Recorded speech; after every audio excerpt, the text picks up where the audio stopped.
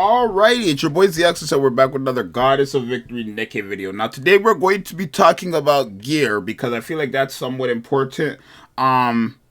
Somewhat. It's very important in this game. What am I talking about? But before we get into all that stuff, make sure you guys subscribe and like. I think at the time of the recording, we're actually only 4 subs away from 900. And maybe by the time you're watching this, we already are at 900. So obviously that's big because our goal is to get to 1K. You guys already know, bro. Appreciate every single one of you guys that stick around and watch the videos and stuff like that. But let's talk about gear, because somebody actually asked me about gear on yesterday's live stream, and I was like, I've never really talked about it, right? So gear in this game, I guess I want to say there's, let's say 11. Let's say there's 11 different types of gears, right? So obviously there's tier 1, tier 2, tier 3, tier 4, tier 5, tier 6, tier 7, tier 8, tier 9, right? So that would be 9 gear right there. And then I want to say there's tier 9 manufacturer gear, which is the most important manufacturer gear because it's the highest tier of it. And then I want to say there's Overlord gear, which is obviously the highest gear you can get, right? So this is going to cover, I want to say, all types of gear, right? But obviously we're going to be looking more to the end game gear, right? So obviously if you are stuck in a point and the only way you can progress is by upgrading your gear, should you upgrade your gear if it's not the highest tier gear in the game? Yes, you should, right? If you're stuck and like you have, what gear is this, for example? A tier 6 gear, and you need to progress, but in order to progress you have to level up your tier 6 gear. Get it up by like 2 levels, right? Get it up by 2 levels, right? For sure. It's definitely going to help you, obviously. Now, in terms of what gear you should be leveling up, because I know people ask this question a lot too, right? But how you want to do it, basically, is headpiece first, right? If you're going to, like, completely max it out or you just want to level up here, there, like, basically, what gear stat is the best one to upgrade? Your headpiece is going to be the best one, right? The HP and attack is massive, right? The second best one is going to be your arm, right? Having that extra attack, and it's going to be a big jump of attack, actually. See if I can show you guys, right? Pretty nice attack there, some defense. Not really there for the defense, but the attack is going to be good there. And then you want to go to your chest plate here, right? That's also some big HP and big attack, but if you notice when you upgrade it, it's not that much, right, in terms of attack. Run level is only getting you 21, right? It's not all that crazy. While if I showed you guys this one here, upgrading this is giving you a massive attack increase, right? 200 plus. So basically, helmet, arm, chest piece, then shoes. It's kind of like up, down, right? Up, down, like a reverse N, or I guess,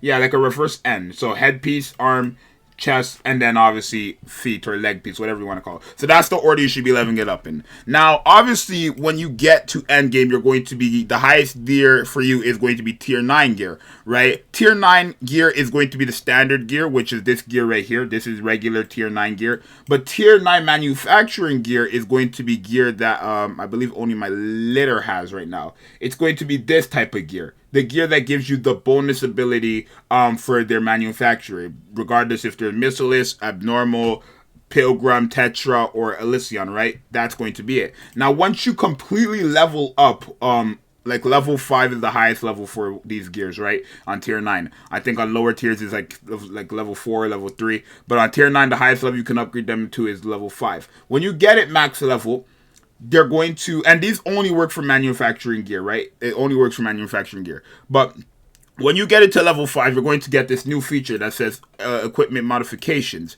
This is how you get Overlord gear, right? And essentially, Overlord gear is more stats, right? You need a custom module. And the only way you can get these are by getting complete clears on special interception. So stage 9, right? Getting stage 9 on an interception is how you get Overlord gear, right? But what do you get from Overlord gear? Not only do you get the highest piece of gear in the game, but you get modification effects. And these are good effects, right? You can get increased attack, increased crit rate, increased crit damage, increased charge speed, even things like increased hit rate, increased element damage dealt, up to 29%, by the way, and then also increased ammo max capacity, right? Up to like 85%. So these gears are going to be, no question, the gears you need for endgame, right? If you even want to plan on getting the lister, plan on beating 2031, I think you're going to need to have a couple of these gears, right? So I guess the big question is, should you be upgrading all types of gears? Even though I kind of already answered this, let me reverse the question. Should you be upgrading every single type of gear, or should you just be saving all your upgraded mats for tier 9 gear?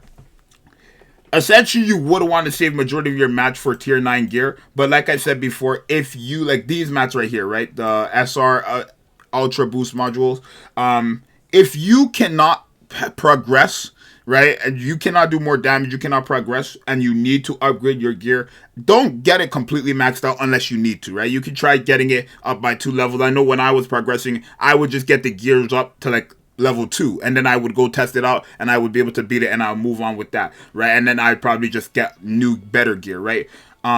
Because if you notice, actually, let me see if I can show you guys here. But look, a level 5 tier 8 gear, that's the highest gear, right? The second highest gear after tier 9 base. But this is a complete maxed out one, right? Level 5. If I click switch, you would see that my level 0 tier 9 base gear is higher than this, right? Just in regular stats, it's increased. My attack would be increased by 114 and my HP would be increased by 16k, right? So a level 0 of the upgraded gear is still going to be better than a max level of the lower gear of basically by 1, right? So even a manufacturer gear, if I could show you guys, like here, for example, this is a Tetra. This is not level 5 though. I don't know if I have a level 5 one.